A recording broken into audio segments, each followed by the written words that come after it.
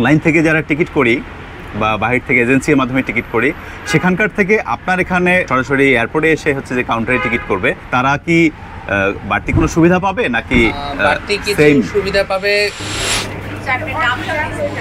এই যে দেখুন, জুতা, মোজা, বেল্ট, মানি ব্যাগ, ফোন সহ সব ধরনের মেটাল বস্তু, ব্যাগ সব কিছু একটি পাত্রের মধ্যে রেখে স্ক্যান করার পর বোয়িং বিমানগুলো যেহেতু অনেক বড় হয়, তাই ওই বিমানে যাত্রীদের বিমানবন্দর থেকে সরাসরি বোর্ডিং ব্রিজের মাধ্যমে বিমানে ওঠার জন্য পথ তৈরি করে দেয়। এই যে বিমানটি দেখতে পাচ্ছেন, ক্লিনাররা কি সুন্দর করে দক্ষ হাতে পাইলটের গ্লাসগুলো ক্লিন করছেন। দেখতে পাচ্ছেন যাত্রীরা ধীরে ধীরে সর্বশেষ আরও একজনকে টিকিট দেখিয়ে বিমানের সিঁড়িতে উঠছেন। আমি সর্বশেষ যাত্রী বিমানে উঠলাম, আমার পরে আর কেউ ওঠেনি। Hello, good morning.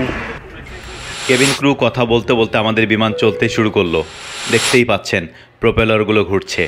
নিশ্চয়ই বুঝতে পারছেন বিমানটি ঠিক রানওয়ের উপরে ফ্লাই করছে, আর কয়েক সেকেন্ডের মধ্যেই আমরা রানওয়ে স্পর্শ।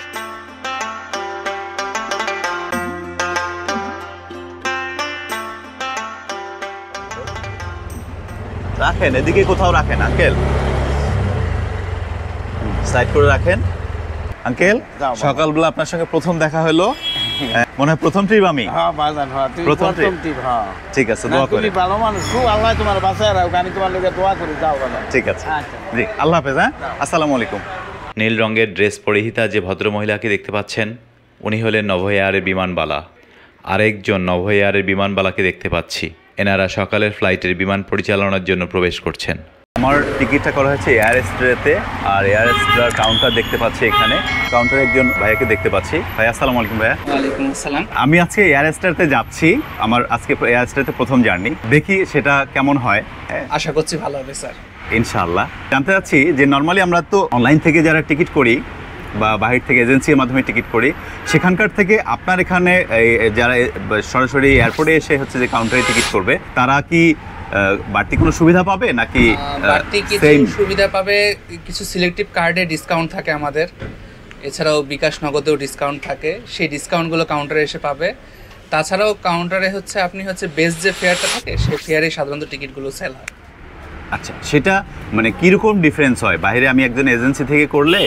আপনার হচ্ছে এজেন্সির সাথে পার্থক্যটা হয় হচ্ছে নির্ভর করে এজেন্সি কি করছে। এজেন্সি সাধারণত কমিশন পায় বিভিন্ন এয়ারলাইন্স থেকে, সেই অনুযায়ী তারা ডিসকাউন্ট দেয়। এয়ারলাইন্সের এখানটাতে এসে আপনি সরাসরি মেন যে দামে টিকিট সে দামে পাচ্ছেন। কেউ অনেক সময় দেখা যায় অনেক জায়গায় বাড়তি টিকিটে অনেকে নেয়, সেটা এখানে পাবেন না। যেটা অ্যাকুরেট দাম সেই দামে টিকিট সেল হয়। আপনাদের এখানকার কাউন্টারের কোনো নাম্বার আছে? আমি যদি চাই যোগাযোগ করতে পারবেন, আমাদের হোয়াটসঅ্যাপ নাম্বার আছে 01713255990। আচ্ছা, এই নাম্বারে হোয়াটসঅ্যাপ করা আছে, আমি চাইলে হোয়াটসঅ্যাপ করে যোগাযোগ করতে পারেন, সিট কনফার্ম করে এসে টিকিট নিয়ে যেতে পারবো। জি। টিকিট কি এসে নিয়ে যেতে হবে নাকি কনফার্ম করলে হোয়াটসঅ্যাপে টিকিটটা পেয়ে যাবে? ওদের পেমেন্ট নাম্বার আপনারা চাইলে, এটা নগদ পেমেন্ট নাম্বার, এটা হচ্ছে বিকাশ পেমেন্ট নাম্বার।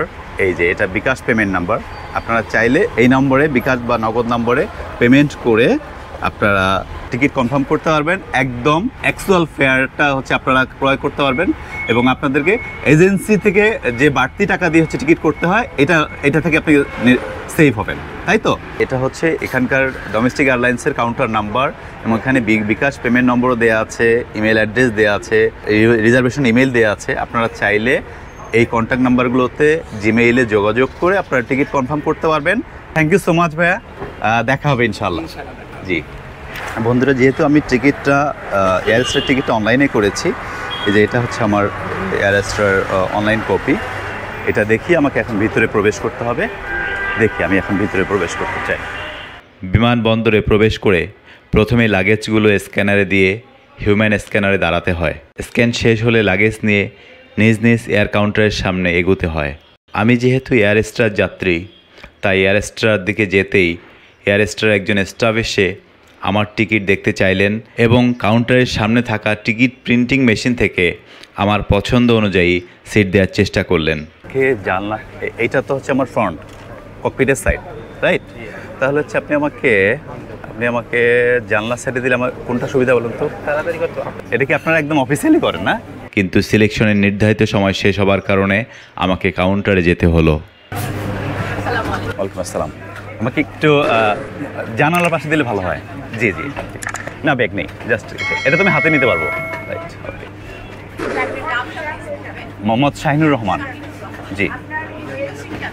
হ্যাঁ হ্যাঁ, না নেই নেই,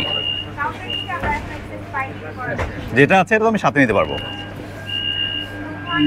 জানালার পাশে।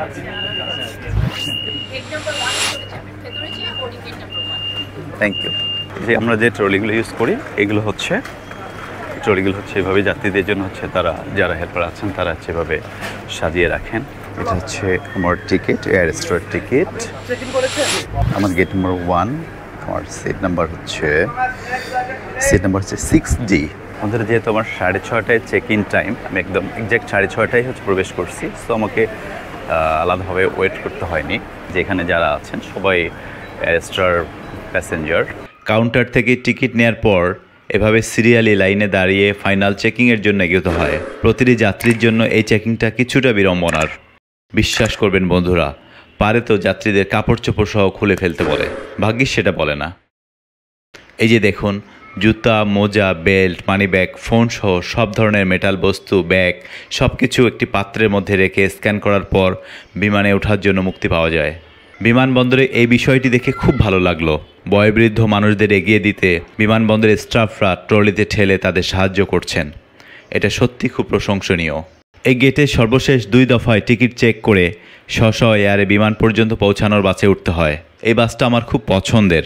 যাত্রীরা মুখোমুখি বসে এয়ারপোর্টের রানওয়ের ভেতরের দৃশ্যগুলো দেখতে দেখতে বিমান পর্যন্ত পৌঁছায়। বাস ছেড়ে রওনা করলো রানওয়ের দিকে। রানওয়েতে যেতেই চোখ পড়ল বাংলাদেশ বিমানের সাথে সংযুক্ত বোর্ডিং ব্রিজটি। বোয়িং বিমানগুলো যেহেতু অনেক বড় হয়, তাই ওই বিমানে যাত্রীদের বিমানবন্দর থেকে সরাসরি বোর্ডিং ব্রিজের মাধ্যমে বিমানে ওঠার জন্য পথ তৈরি করে দেয়, আর যাত্রীরাও কোনো রকম দূরত্ব ছাড়াই বিমানে উঠতে পারে। এই যে লাল হলুদ রঙের সিঁড়িগুলো দেখতে পাচ্ছেন, এগুলো বিমানের পরিচ্ছন্নতার কাজে ব্যবহৃত হয়। বিমানবন্দরের রানওয়েতে ছোট ছোট অনেক কর্মযজ্ঞ চলে, সব কিছুই হয় বিমানকে ঘিরে। বিমানবন্দরের ভেতরের দৃশ্যটা দেখতে নিশ্চয়ই আমার মতো সবারই ভালো লাগে। সারি সারি বিভিন্ন রঙের বিভিন্ন নামের বিমান এবং যাত্রী পরিবহনের এয়ারবাসে প্রাণোচ্ছল থাকে বিমানবন্দরের ভেতরটা। সকালের সোনালি সূর্যটা বিমানের উপরে কি সুন্দর উকি দিয়েছে। এই যে বিমানটি দেখতে পাচ্ছেন, ক্লিনাররা কি সুন্দর করে দক্ষ হাতে পাইলটের গ্লাসগুলো ক্লিন করছেন, সেই সাথে পাইপের মাধ্যমে ফুয়েল ট্যাঙ্ক থেকে ফুয়েল সরবরাহ করছেন। এই যে র্যাম ট্রলিটা দেখছেন, এখানে যাত্রীদের বেল্টে দেওয়া লাগেজগুলো যত্ন সহকারে স্টাফরা নির্ধারিত বিমানে পৌঁছে দেওয়ার জন্য এগিয়ে যাচ্ছে। দেখতে দেখতে আমরা এসে পৌঁছালাম আমাদের এয়ারস্টার বিমানের সামনে। যাত্রীরা সবাই যার যার হ্যান্ড ব্যাগ নিয়ে নামছেন বিমানের দিকে। দেখতে পাচ্ছেন যাত্রীরা ধীরে ধীরে সর্বশেষ আরও একজনকে টিকিট দেখিয়ে বিমানের সিঁড়িতে উঠছেন। এয়ারস্টার আমার আজকে প্রথম জার্নি। এই দেখতেই পাচ্ছেন এয়ারস্টার উইংয়ের নিচে দেখতে পাচ্ছেন যাত্রীরা, আরও অন্যান্য যাত্রীরাও আসছে। অনেকে কেউ ফটো সেশন করছেন ফ্যামিলি মেম্বারদের সঙ্গে, কেউ কেউ এখনও নামেননি। এই যে এখানে একটা স্কাই অফ এয়ারলাইন্স, এটা চলে যাচ্ছে অলরেডি। আমরা যে লাগেজগুলো হচ্ছে বেল্টে দিই, সেই লাগেজগুলো এইখানে এইভাবে নিয়ে এসে ককপিটের পেছনেই এই লাগেজগুলো, আমাদের লাগেজগুলো এখানে হচ্ছে রাখা হয়। এই যে দেখতে পাচ্ছেন, এটা যদি খুব বেশি বড় না, যেহেতু ডোমেস্টিক এয়ারলাইন্স খুব বেশি বড় না, ছোট এয়ারলাইন্স। হোয়াইট এবং গোল্ডেন কালারের কম্বিনেশনে হচ্ছে এয়ারস্টার বিমানের কালারটা। সকালের প্রথম রোদটা চোখে পড়তেছে, একটু খারাপও লাগছে আবার ভালোও লাগছে। ভিআইপি যাত্রীরা অবশ্যই এভাবে আলাদা করে প্রাইভেট কারে আসেন, কিন্তু আমার কাছে মনে হয় যে প্রাইভেট কারে আসার থেকে পোস্টার বাসে করে আসার মজাটাই বেশি। এইভাবে লাগেজগুলো বেল্ট থেকে নামিয়ে তারা হচ্ছে যে গাড়িতে করে নিয়ে এসে বিমানে লোড করেন। এটা হচ্ছে বিমানবন্দরের ভেতর সাইডটা। এই যেখান থেকে বিভিন্ন এয়ারলাইন্সের বাসগুলো তাদের যাত্রীদেরকে নিয়ে এসে বিমানের সামনে নিয়ে আসেন। এই একজন ভাইয়া আছেন, তিনি টিকিট চেক করতেছেন। আমি সর্বশেষ যাত্রী বিমানে উঠলাম, আমার পরে আর কেউ ওঠেনি। Hello, good morning. বিমানে উঠতে চোখে পড়লো খুব সুন্দর কিউর একটি বাবুকে। আমি আমার সিটটা খুঁজে পাচ্ছিলাম না, তাই ইশারায় কেবিন ক্রুকে ডাকলাম।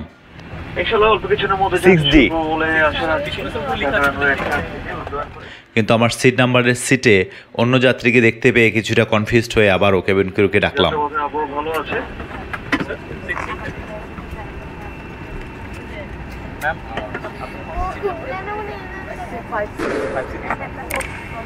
It's okay.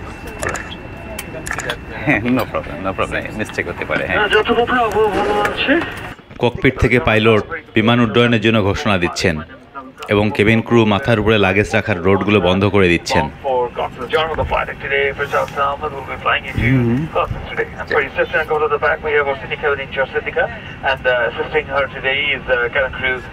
বিমান উড্ডয়নের সময় বেল্ট বাঁধতে বলা হলো, তাই আমি অন্য সবার মতো বেল্ট লাগিয়ে নিলাম। ভদ্রমহিলা মহোদয়গণ, আপনাদের ব্যক্তিগত নিরাপত্তার জন্য কেবিন ক্রু এখন নিরাপত্তা সামগ্রী ব্যবহারের পদ্ধতি দেখিয়ে দিচ্ছেন। Ladies and gentlemen, for your safety, cabin crew will now demonstrate the safety equipment and procedures request. সিটবেল্টের এই প্লেটটি বাকুলের ভেতর ঢুকিয়ে দিলে সিটবেল্ট আটকে যাবে এবং সুবিধা মতো টাইট করে নিন। বাকুলের প্লেটটি এভাবে উপরে দিন। প্রত্যেকটি সিটের পেছনে এরকম বিমানের সতর্কতা এবং আভ্যন্তরীণ নিয়মাবলীর নির্দেশিকা দেয়া আছে। বিমানের ইঞ্জিন চালু হলেও এখনও পাখাগুলো চালু করেননি পাইলট মহোদয়। এখন কেবিন ক্রু যে সাংকেতিক অঙ্গভঙ্গি দেখাচ্ছেন তা হলো কিভাবে বেল্ট লাগাতে হবে, কোনো দুর্ঘটনায় পড়লে কিভাবে অক্সিজেন মাস্ক খুলতে হবে, ইত্যাদি ইত্যাদি। কি সুন্দর না? মনে হচ্ছে ছোট্ট একটি বিমানের সামনে গোলাকার বল আলো ছড়িয়ে যাচ্ছে। কেবিন ক্রু কথা বলতে বলতে আমাদের বিমান চলতে শুরু করলো। দেখতেই পাচ্ছেন প্রোপেলারগুলো ঘুরছে। আমাদের উড়োজাহাজটি পার্কিং গ্রাউন্ড থেকে বেরিয়ে এখন রানওয়েতে চলে এসেছে। ওই যে দূরে দেখা যাচ্ছে বিমান বোর্ডিং ব্রিজ, সিঁড়ি, র্যাম ট্রলি, ফুয়েল ট্যাঙ্ক সহ বিমানে ব্যবহৃত প্রয়োজনীয় সরঞ্জামগুলো। একটি বিষয় নিশ্চয়ই খেয়াল করেছেন সবাই, বিমানটি কিছুটা গতিতে চলে আবার স্লো হয়ে গেল। এটা হবার কারণ হিসেবে আমার মনে হয় যে এই পথটুকু বিমান ওয়ার্ম আপ করে তারপর এখান থেকে টেক অফের জন্য সম্পূর্ণ গতিতে আবার ছুটে চলে। নিশ্চয়ই আপনারা গতিবৃদ্ধিটা লক্ষ্য করছেন। দেখুন, কয়েক সেকেন্ডের মধ্যে আল্লাহর রহমতে টেক অফে সক্ষম হলো আমাদের বিমানটি।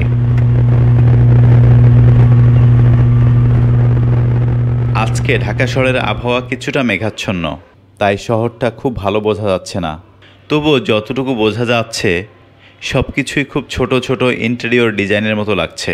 একটি বিষয় বলে রাখা উচিত, আমরা যেগুলোকে পাখা বা ফ্যান বলি, উড়োযানের ক্ষেত্রে কিন্তু এগুলোকে ফ্যান বা পাখা বলে না, এগুলোকে প্রোপেলার বলে। কেবিন ক্রু আমাদের জন্য স্ন্যাক্স নিয়ে আসছেন। যদিও ঢাকা থেকে কক্সবাজারের দূরত্ব খুব বেশি নয়, প্রায় 40 মিনিটের পথ। সুতরাং এই অল্প সময়ে খুব সামান্য স্ন্যাক্স দেবে, এটা খুবই সাধারণ। এই যে দেখুন, একটা ছোট্ট স্যান্ডউইচ আর একটা পানির বোতল। আমার খুব খিদে পেয়েছে, ভালোই হলো, এটুকু খেয়ে অন্তত নিজেকে সামলাই। ধন্যবাদ এয়ারস্ট্রাকে যে এই স্ন্যাক্সটা দিয়েছে। আমি তো ভেবেছিলাম কিছু খেতে খেতে একটি মজার বিষয় খেয়াল করলাম। বিমানে উঠে শুরুতেই দেখেছিলাম, কিন্তু তখন খেয়াল করিনি, হয়তো আপনারাও খেয়াল করেননি। যাই হোক, বিষয়টা হলো আমি যাচ্ছি এয়ারস্ট্রাতে, কিন্তু বিমানের মধ্যে নিয়মকানুনের যে নির্দেশিকা দেয়া আছে তা ইউএস বাংলা এয়ারলাইন্সের। এটা কেন, কি কারণ তা ঠিক বুঝতে পারলাম না। অবশ্য খুব বেশি জানার প্রয়োজন মনে করিনি, তাই কাউকে জিজ্ঞেস করা হয়নি। আসলে ইউএস বাংলার সাথে এয়ারস্ট্রার কোনো আভ্যন্তরীণ কানেকশন আছে কি না বা একই মালিক কি না তা আমার জানা নেই। আপনাদের যদি কারো জানা থাকে তাহলে প্লিজ কমেন্ট করে জানাবেন। প্রিয় বন্ধুরা, আপনাদের জন্য সকল বাধা উপেক্ষা করে ভিডিও বানাই। একটি ভিডিও বানাতে যে কী পরিমাণ পরিশ্রম করতে হয় তা কন্টেন্ট ক্রিয়েটর ছাড়া সাধারণ মানুষের কল্পনারও বাহিরে।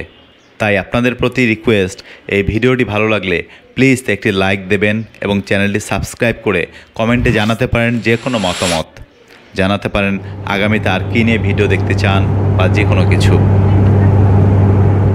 এই বিমানের ভাড়া সম্পর্কে একটু জানিয়ে রাখা উচিত। এই ভ্রমণে আমার ঢাকা টু কক্সবাজার ভাড়া লেগেছে প্রায় ৭,৪০০ টাকা। ভাড়াটা একটু বেশি লেগেছে, তার কারণ হলো গতকালে ইমার্জেন্সি টিকিটটা ক্রয় করি, তাই কিছুটা বেশি লেগেছে। কিন্তু আপনারা যারা পূর্ব পরিকল্পনা করে যাতায়াত করবেন তাদের জন্য উত্তম হলো কমপক্ষে 1 সপ্তাহ বা তার চেয়ে বেশি সময় হাতে নিয়ে বুকিং দিলে অনেক স্বল্প মূল্যে টিকিট ক্রয় করতে পারবেন। সেক্ষেত্রে এই ভিডিওর শুরুতেই এয়ারস্ট্রার কাউন্টারের নাম্বার দেয়া আছে, আপনারা চাইলে সেই নাম্বারে কল দিয়ে সিট কনফার্ম করতে পারবেন এবং বিকাশ বা নগদে পেমেন্ট করে হোয়াটসঅ্যাপে আপনাদের কাঙ্ক্ষিত টিকিটটা পেতে পারেন। যাই হোক বন্ধুরা, দেখতে দেখতে আমরা চলে এলাম কক্সবাজারের উপরে। ওই যে দেখতে পাচ্ছেন কক্সবাজার সমুদ্র সৈকত। সমুদ্রের স্বচ্ছ পানিগুলো সূর্যের আলোয় জ্বলজ্বল করতেছে। সমুদ্র পেরিয়ে আমরা এখন ল্যান্ড করছি কক্সবাজারে। আজকে আমার ভাগ্য ফেভার করেনি, আমার সিট পড়েছে উইংয়ের পাশে, নয়তো আরও ভালো করে দেখানো যেত আপনাদের। নিশ্চয়ই বুঝতে পারছেন বিমানটি ঠিক রানওয়ের উপরে ফ্লাই করছে, আর কয়েক সেকেন্ডের মধ্যেই আমরা রানওয়ে স্পর্শ করব। এবং আলহামদুলিল্লাহ এখন আমরা রানওয়েতে। পাইলট তার সতর্কতা ঘোষণা জানিয়ে দিচ্ছেন ককপিট থেকে। ধীরে ধীরে প্রোপেলারগুলো থেমে যাচ্ছে, যাত্রীরাও নড়ে চড়ে উঠছে নিজ নিজ লাগেজ নেয়ার জন্য। আমি দেখানোর স্বার্থে সবার শেষে নামতে চাই। যাই হোক, আমারও সময় চলে এলো, এবার যেতে হবে। যাই হোক, আমরা এই মুহূর্তে আমরা হচ্ছে নামতেছি বিমান থেকে, কক্সবাজার এসে পৌঁছে এলাম।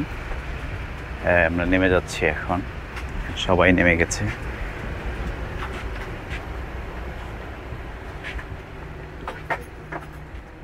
বাহ, বাইরে কি সুন্দর রোদ, দেখেই মনটা জুড়িয়ে গেল। প্রিয় বন্ধুরা, তাহলে কক্সবাজার এয়ারপোর্ট থেকে আজকে ভিডিওটা এখানেই শেষ করছি। যে যেখানে থাকবেন ভালো থাকবেন, খোদা হাফেজ।